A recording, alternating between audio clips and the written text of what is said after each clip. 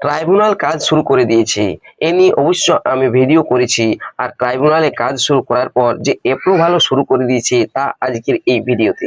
Supplementary voter লিস্টে নাম delete হয়েছিল, তাদের জন্য বড় স্বস্তির খবর, আনন্দের খবর। নাম ওঠা শুরু হলো। কমিশনের তরফে অ্যাপ্রুভাল দিয়ে দেওয়া হচ্ছে ট্রাইব্যুনালে যারা আবেদন করেছিলেন, অর্থাৎ সাপ্লিমেন্টারি ভোটার লিস্টে আপনাদের নাম ডিলিট হয়ে গিয়েছিল যাদেরই, সেই সব ব্যক্তিরা যারা অনলাইন থেকে আপিল করেছিলেন ভোটার লিস্টে নাম তোলার জন্য, সেই তাদেরই অ্যাপ্রুভাল দেওয়া শুরু হলো। সেটা আবার কোনোরূপ হিয়ারিং না গিয়েও এবার আপনারাও ভোট দিতে পারবেন, এমনটাই আপডেট হতে শুরু করেছে যারা অনলাইনে আপিল করেছিলেন। যেহেতু সুপ্রিম কোর্ট রায় দিয়েছেন যে 21 তারিখ অথবা 27 তারিখের মধ্যে যাদের 23শে এপ্রিল ভোট রয়েছে, সেই সব বিধানসভার এলাকার যারা ট্রাইব্যুনালে আবেদন করেছেন সেই সমস্ত ব্যক্তিদের ভোটার লিস্টে নাম বা সাপ্লিমেন্টারি লিস্টে নাম তুলতে হবে 21 তারিখের মধ্যে, অর্থাৎ 21 তারিখেই, এমনটাই সুপ্রিম কোর্ট নির্দেশ দিয়েছেন। যাদের ভোট রয়েছে 29 তারিখ তাদের অবশ্য 27 তারিখ অর্থাৎ 27শে এপ্রিল নতুন ভোটার লিস্ট অর্থাৎ সাপ্লিমেন্টারি ভোটার লিস্টে যারা ট্রাইব্যুনালে আবেদন করেছেন অনলাইনে, যাদের নামগুলো অ্যাপ্রুভ হবে সেইগুলো যোগ করতে হবে। তাই ট্রাইব্যুনাল তাড়াতাড়ি কাজ শুরু করে দিয়েছেন, কোনোরূপ হিয়ারিং না করে তাহারা অ্যাপ্রুভাল দিয়ে দিচ্ছে। আর সেরকমই অ্যাপ্রুভাল যে হয়ে গেল তা এই ভিডিওতে আমি আপনাদেরকে লাইভ প্রমাণ স্ট্যাটাস চেক করে দেখাবো। তাই আপনিও যদি অনলাইনে আপিল করে থাকেন ট্রাইব্যুনালের জন্য, আর আপনার নামটি ভোটার লিস্টে উঠলো কিনা বা আপনার নামটি অ্যাপ্রুভ হলো কিনা, বা কিভাবে জানবেন কোন স্ট্যাটাস দেখে যে আপনার নামটি অ্যাপ্রুভ হলো, তা অবশ্যই এই ভিডিওতে আপনাদেরকে স্টেপ বাই স্টেপ দেখাবো। তাই ভিডিওটি শেষ পর্যন্ত দেখুন। আর এই চ্যানেলে নতুন এসে থাকলে চ্যানেলটিকে অবশ্যই সাবস্ক্রাইব করে রাখবেন, পাশে দেওয়া বেল আইকনটি অল করে দিবেন যাতে পরবর্তী নতুন ভিডিও নোটিফিকেশন পেয়ে যান। চলুন আজকের এই গুরুত্বপূর্ণ ভিডিওটি শুরু করা যাক। আর হ্যাঁ, এটা আপনি আপনার নিজের কাছে থাকা স্মার্টফোন দিয়ে ঘরে বসেই চেক করতে পারবেন, যে পদ্ধতিতে আমি আপনাদেরকে দেখাচ্ছি। যে কোনো একটি ব্রাউজার খুলে নেবেন আপনার মোবাইল ফোনে অথবা কম্পিউটারে, গুগলে চলে যাবেন, গিয়ে লিখবেন ভোটার সার্ভিস পোর্টাল। দেখুন আমি এখানে লিখছি voter service portal. Voter service portal লিখে সার্চ করতেই চলে আসবে পরবর্তী পেজটি। এখানে দেখতে পাবেন প্রথমেই voters.eci.gov.in অফিসিয়াল ওয়েবসাইটের লিঙ্ক, এই লিঙ্কে ক্লিক করবেন। ক্লিক করার সাথে সাথেই চলে আসবেন পরবর্তী পেজে, যেখানে আপনি ইসিআই নেটের অফিসিয়াল ওয়েবসাইটে পৌঁছে যাবেন।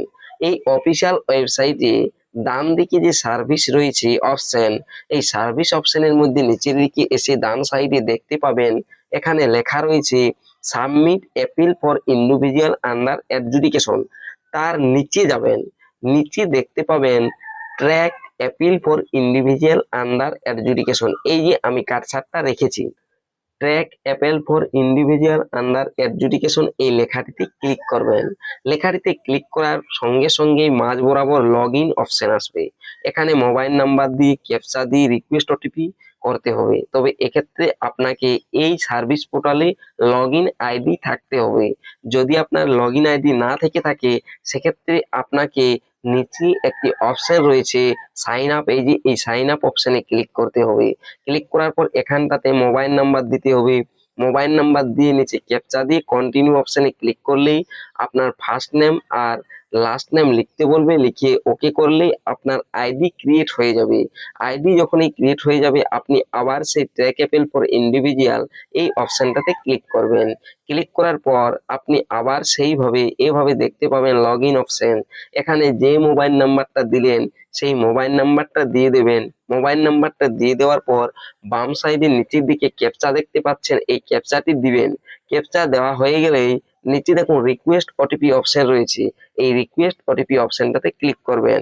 রিকোয়েস্ট ওটিপি অপশনে ক্লিক করার সাথে সাথেই মোবাইল নাম্বারে ওটিপি চলে যাবে একটি 6 সংখ্যার, সেই ওটিপিটি আপনাকে এখানে দিতে হবে। ওটিপি দিয়ে পরে নিচে verify and log in option রয়েছে, এই ভেরিফাই এন্ড লগ ইন অপশনে ক্লিক করতে হবে। দেখুন আমি এখন এই জায়গাটাতে ওটিপি দিচ্ছি, ওটিপি দিয়ে ভেরিফাই এন্ড লগ ইন অপশনে ক্লিক করলাম। এই অপশনে ক্লিক করার সাথে সাথেই দেখবেন এখানে দেখতে পাবেন ইন্টার এপিক নাম্বার। ডান সাইডের দিকে লক্ষ্য করুন, এই জায়গাটাতে আপনি আপিল করেছেন যে ভোটার কার্ডের নাম্বারের এগেইনস্টে সেই ভোটার কার্ডের নাম্বারটা দিয়ে দেবেন, অর্থাৎ আপনার যেটি ডিলিট হয়েছে সেই ভোটার নাম্বারটি। দেখুন আমি এখানে একটি ভোটার কার্ডের নাম্বার দিয়ে দিচ্ছি। ভোটার কার্ডের নাম্বার দিয়ে সার্চ করে আপনাদেরকে দেখাচ্ছি যে অ্যাপ্রুভাল দেওয়া শুরু হয়ে গেল। দেখুন এই যে ইন্টার এপিক নাম্বার রয়েছে, এই ইন্টার এপিকের নাম্বারের জায়গায় আমি এপিক নাম্বার অর্থাৎ ভোটার কার্ডের নাম্বারটা ইতিমধ্যে এন্টার করছি। এন্টার করার পর ডান সাইডে সার্চ অপশন দেখতে পাচ্ছেন, সেই সার্চ অপশনে ক্লিক করলাম। সার্চ অপশনে ক্লিক করার সাথে সাথেই দেখবেন পরবর্তীতে নিচে দেখুন অ্যাপেল আইডি, অ্যাপেল এগেনস্টে যে ভোটার নাম্বার সেটি দেখতে পাবেন। আর ডান সাইডে অ্যাপেল ডেট আর টাইম দেখুন দেখতে পাচ্ছেন। আর তার ডান সাইডে স্ট্যাটাস অপশনে দেখুন লেখা রয়েছে কি included in roll, included e roll, অর্থাৎ ইনক্লুডেড হয়েছে ই রোলে। আর ডান সাইডে তারও দেখুন ভিউ অপশন, এই যে ভিউ অপশনটি রয়েছে, এই ভিউ অপশনের যে চোখের ছাপের মতন একটি চিহ্ন রয়েছে, এই অপশনটাতে ক্লিক করবেন। এই অপশনে ক্লিক করতেই দেখুন এখানে appeal ID, appeal against EPIC number দেখতে পাবেন। আর নিচে দেখুন প্রথম স্টেজ এসেছিল অ্যাকশন টেকেন অন 2/4/26 11:15 আর স্ট্যাটাস তখন ছিল পেন্ডিং।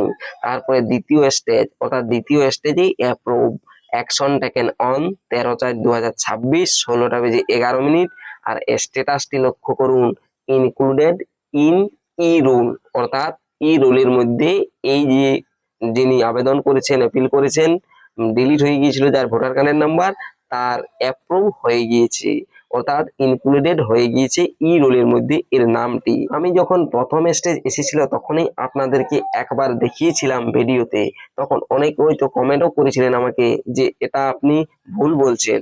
তাহলে আজকে আমি দেখালাম যে অ্যাপ্রুভ হয়ে গেল। তারপর যদি অ্যাপ্রুভ না হয়ে থাকে সেক্ষেত্রে কিরকম দেখাবে, আর আপনার নামটি এখনো ডিলিট আছে কিনা সেটা কি ডিলিটেই দেখা যাচ্ছে সেটাও আমি দেখাবো। তবে দেখুন আরেকটি ভোটার কার্ডের নাম্বার দিয়ে এখানে স্ট্যাটাস চেক করে দেখছেন এখানে দেখা যাচ্ছে কি অ্যাকশন টেকেন অন আর স্ট্যাটাস পেন্ডিং, এরকম দেখালে জানবেন যে আপনার এখনো অ্যাপ্রুভ হয়নি। তবে পরবর্তীতে অ্যাপ্রুভ হবে, 21 তারিখের আগেই অ্যাপ্রুভ হবে, অর্থাৎ 21 তারিখেই সাপ্লিমেন্টারি লিস্টে আপনার নামটি দেখতে পাবেন। আর রিজেক্ট হলে পরে দেখতে পাবেন না। তবে দেখুন আমি আপনাদেরকে দেখাচ্ছি যে যার নামটি দেখালাম যে অ্যাপ্রুভ হয়ে গিয়েছে, অ্যাপ্রুভ হওয়ার পর কি আপনাদের নামটি এখনো সেই ভোটার লিস্টে দেখা যাচ্ছে, না সাপ্লিমেন্টারি লিস্ট যেদিন দেবে সেদিন আসবে। এটা দেখার জন্য এই যে ভোটার সার্ভিস পোর্টালে এই যে ডান সাইডে search your name in voter list এই অপশনে ক্লিক করলাম। এই অপশনে ক্লিক করার সাথে সাথেই পরবর্তী পেজে চলে আসবো।